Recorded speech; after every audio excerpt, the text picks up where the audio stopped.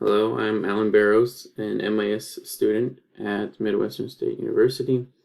Our or the country that we got is Denmark.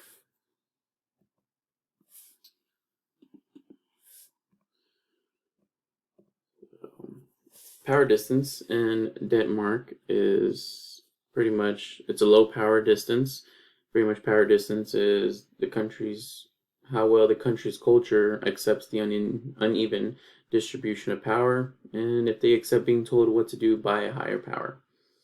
It's essentially having managers and a fluctuation of power within the work environment. Denmark's power distance is ranked 18th, and this is the low end on the spectrum. They're considered low. And Denmark is ranked highest amongst the EU 27 for employee autonomy. Danish people believe in independence and equal rights.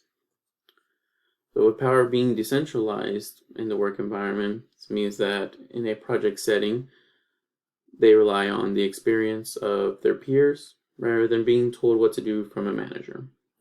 Danish culture does not allow people to, take management or allow people to go into management easily because they see it as they earn that position and they need to see like hands-on experience that you worked your way up there.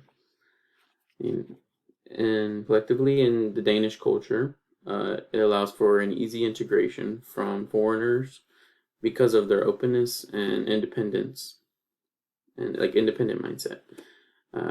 As Danish people don't lead, they let their employees decide how the work gets accomplished.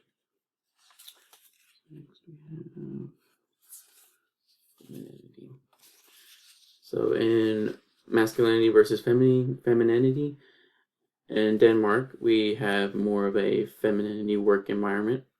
They believe in the work and life balance. And managers in Denmark need to be supportive and understanding to even the smallest issues that happen. An example can be if an employee needs to take their child in the middle of the work to an appointment, these needs need to be accommodated.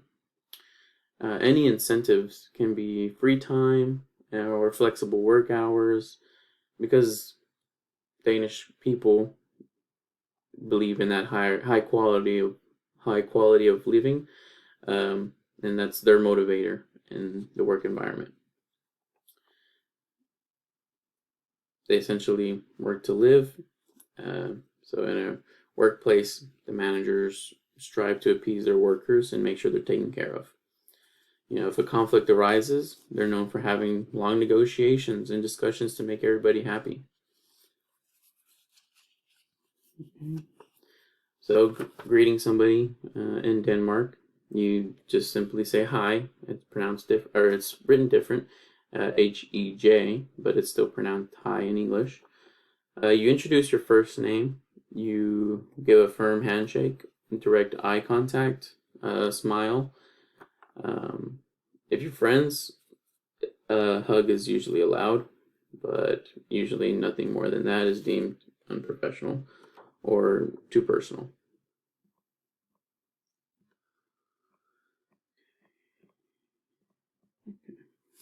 Then we have traveling. If you want to travel to Denmark, the best time to go is in the summer, so June, July, August.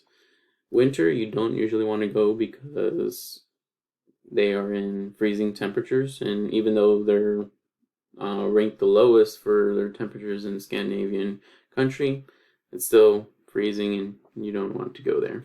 So another good time is in spring when all the plants are blossomed. It's a nice terrain and environment, super green during this time. So if you go there, expect high winds and know that the west is going to be wetter than the east. That concludes my side of the presentation. Thank you.